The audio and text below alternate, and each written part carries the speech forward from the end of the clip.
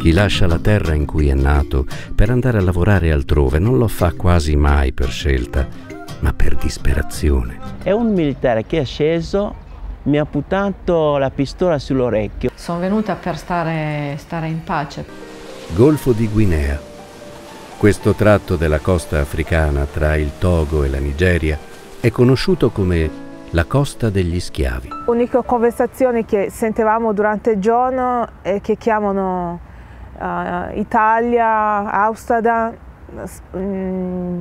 Parigi, che è arrivato alle mece. La storia delle civiltà è un continuo girovagare di uomini, un continuo rapporto tra diversità che si mescolano e che creano nuovi apparati culturali. Nel 2004 ho partecipato alle Olimpiadi di Atene come un italiano.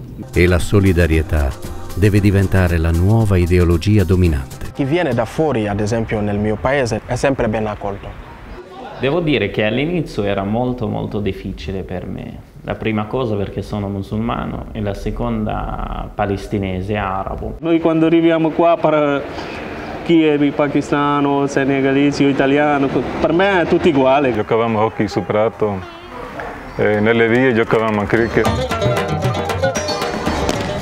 Più di 2000 anni fa Cicerone sosteneva che il progresso si attua attraverso l'assimilazione e questa si verifica là dove gli stranieri vengono integrati nel proprio sistema civico.